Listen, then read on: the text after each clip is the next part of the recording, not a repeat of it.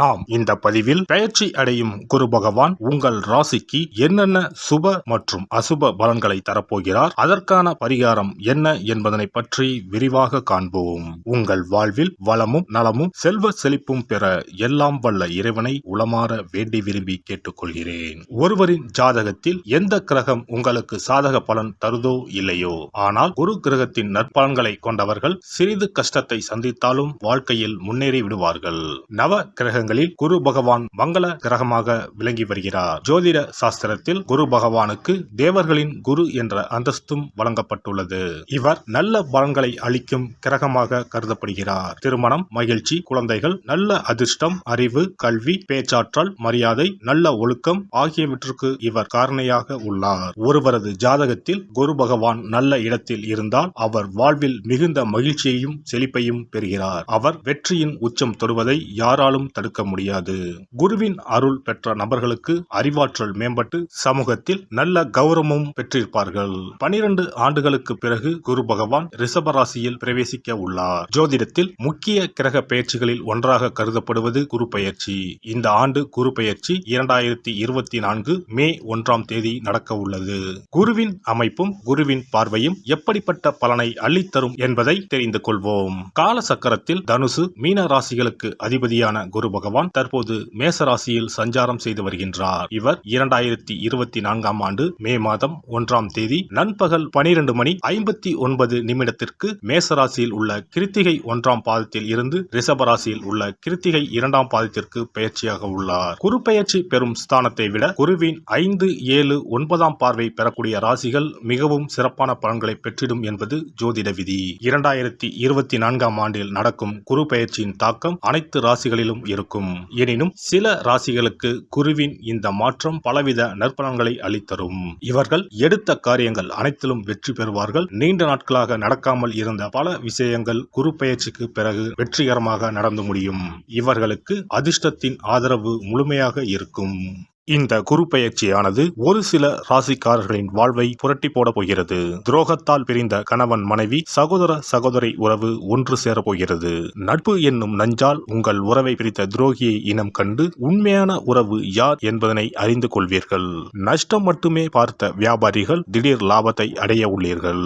திடீர் லாட்டரி அடித்தது போல லாபம் இரட்டிப்பாகும். சனி பார்வையினால் ஏற்படும் காம சிந்தனைகள் இந்த குரு பெயர்ச்சியினால் சரியாகும். தகாத பெண் உறவை தவிர்த்து ஆன்மீக பயணத்தை தொடர்வீர்கள். சதி எதுவாக இருந்தாலும் அதை முறியடிப்பது சிவனின் விதியாகும். சிவனின் துணை இருந்தால் எதிரில் யமனே வந்தாலும் சமாளித்து வெற்றி அடையலாம். இனி உங்கள் ராசிக்கான பலன்கள் என்ன என்பதனையும் அதற்கான பரிகாரம் என்ன என்பதனையும் பார்ப்போம். சிம்ம ராசி அன்பர்களே, உங்கள் ராசிக்கு பாக்கியஸ்தானத்தில் பயணம் செய்யும் குரு பகவான் சித்திரை மாதம் முதல் 10ஆம் பாவமான தொழில்ஸ்தானம், கர்மஸ்தானம் என்ற இடத்திற்கு இடப்பெயர்ச்சி ஆகிறார். குரு கோசாரத்தில் 10ல் வந்தால் பதவி பறிபோகும் என்று சொல்வார்கள். சிம்ம ராசிக்காரர்களுக்கு அற்புதமான பதவி யோகத்தை, அதிகார யோகத்தை தரப்போகிறார். நல்ல வேலை வாய்ப்பு அமையும். வேலையில் இருப்பவர்களுக்கு ப்ரமோஷன் கிடைக்கும்.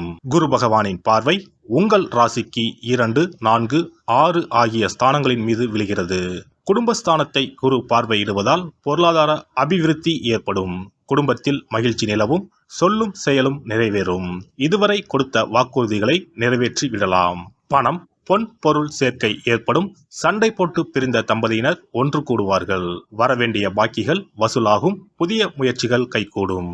குரு பகவான் தன்னுடைய 7ஆம் பார்வையால் சுகஸ்தானம் என்ற 4ஆம் பாவத்தை பார்க்கிறார். தாயார், வீடு, வாகனம் ஆகிய ஸ்தானத்தை பார்ப்பதால் புது வீடு கட்டி குடிபோகலாம். வண்டி வாகனம் வாங்கும் யோகமும் கைகூடி வரும். நீண்ட நாட்களாக வாட்டி வதைத்த நோய்கள் நீங்கும். உடல் ஆரோக்கியம் அதிகரிக்கும். நீண்ட நாள் கனவுகள் பூர்த்தியாகும். தன்னுடைய 9ஆம் பார்வையாக குரு உங்கள் ராசிக்கு 6ஆம் பாவத்தை பார்ப்பதால் எதிரிகள் நண்பர்கள் ஆவார்கள். கடன்கள், கோர்ட் வழக்குகள் முற்றிலும் அகலும். புதிய முயற்சிகள் கைகூடும். தொழிலில் அபிவிருத்தி ஏற்படும். வியாபாரம், தொழில் வளர்ச்சி பெறும். பெண்களுக்கு திடீர் கோபங்கள் உண்டாகலாம். நிதானமாக இருப்பது நல்லது. புத்தி சாதுரியத்தால் எதையும் சமாளிப்பீர்கள். அரசியல்வாதிகள் போட்டி பொறாமைகளை எதிர்கொண்டாலும் மக்களின் ஆதரவை பெற முடியும்.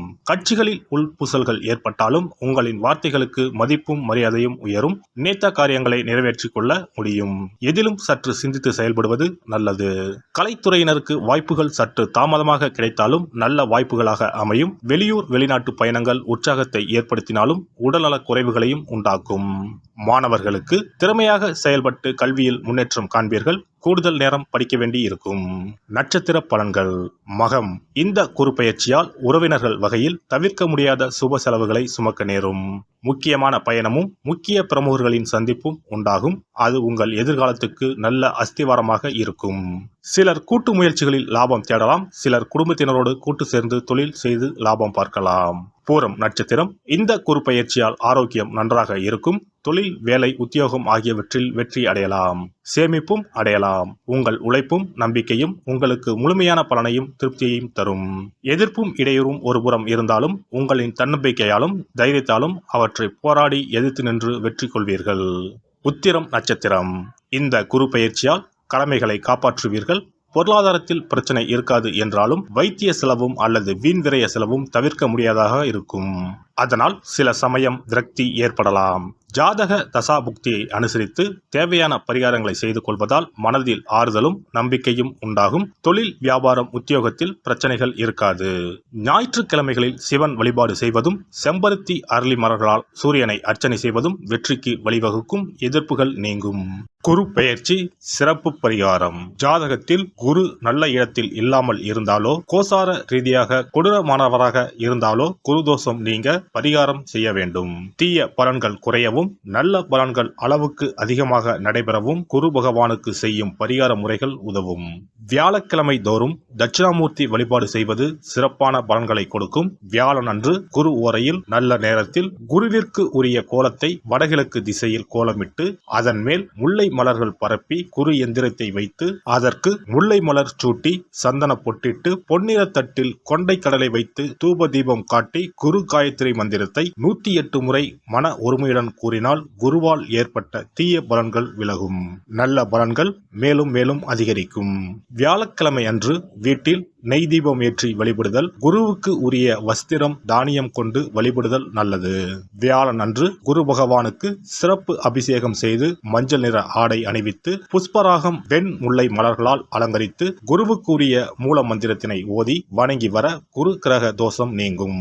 மஞ்சள் நிற ஆடையை உடுத்துவது, புஷ்பராக மணியை அணிவது, மஞ்சள் நிற ஆடை, கடலை, தானியம் ஆகியவற்றை தானம் செய்வது, வியாழக்கிழமைகளில் விரதங்களை மேற்கொள்வது ஆகியவற்றால் குருதோஷ பரிகாரங்களை செய்யலாம். உங்களால் முடிந்த அளவிற்கு ஏழை எளியோருக்கு தானம் தர்மம் செய்தால் வாழ்க்கையில் அமைதி கிடைக்கும்.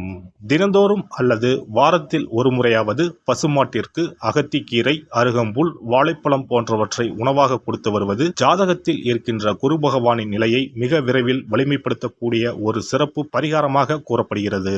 ஜாதகத்தில் குரு வலிமை இழந்திருக்கும் நிலையில் வியாழக்கிழமைகளில் அவருக்கு உரிய மஞ்சள் நிறத்தில் இருக்கும் லட்டுகளை வாங்கி தட்சிணாமூர்த்திக்கு நைவேத்தியம் செய்து கோவிலுக்கு வரும் பக்தர்களுக்கு வழங்குவதும் மங்களகரமான மஞ்சள் நிற பொருட்களை பிறருக்கு தானம் கொடுப்பதும் சிறந்த பரிகாரங்களாகும். குரு பகவானின் பரிபூர்ணமான அருள் கிடைக்க கோவில்களில் நடைபெறும் யாக பூஜைகளுக்கு தேவையான பொருட்களை வாங்கி தரலாம். ஒரு முறையாவது ஆலங்குடி சென்று குரு பகவானை வழிபாடு செய்து வாருங்கள். அல்லது தஞ்சாவூர் அருகே இருக்கக்கூடிய திட்டைக்கு சென்று ராஜகுருவாக இருக்கும் குரு பகவானை வணங்கினால் மலையளவு இருக்கக்கூடிய கஷ்டங்கள் கூட கடுகளவு குறையும். குலதெய்வ வழிபாடு நன்மை பயக்கும். முடிந்தால் மாதம் ஒரு முறை குலதெய்வ கோவிலுக்கு சென்று வழிபட்டு வருவது நல்லது.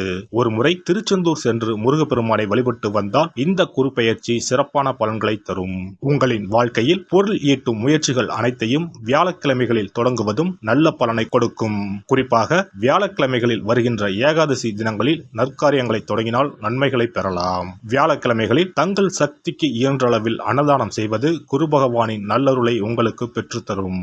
அன்னதானம் செய்வதன் காரணமாக உங்கள் ஜாதகத்தில் இருக்கின்ற குரு கிரக தோஷங்கள் நீங்கி குரு கிரகத்தை பலப்படுத்தி உங்கள் வாழ்க்கையில் நீங்கள் விரும்பிய பலன்கள் தங்க தடையில்லாமல் கிடைக்கச் செய்யும். எல்லாம் வல்ல இறையருளால் நீங்களும் உங்கள் அன்பு குடும்பமும் உடல் நலம், நீலாயுள், நிறை செல்வம், உயர் புகழ், மெய்ஞானம் ஓங்கி வாழ்க வளமுடன். இந்த வீடியோ பதிவு உங்களுக்கு பிடித்திருந்தால் லைக் பண்ணுங்க, கமெண்ட் பண்ணுங்க, ஷேர் பண்ணுங்க, மறக்காம சப்ஸ்கிரைப் பண்ணுங்க, பக்கத்துல இருக்கிற பெல் பட்டனை கிளிக் பண்ணுங்க. நன்றி, வணக்கம். ஓம் நமச்சிவாய. சிவாய நம.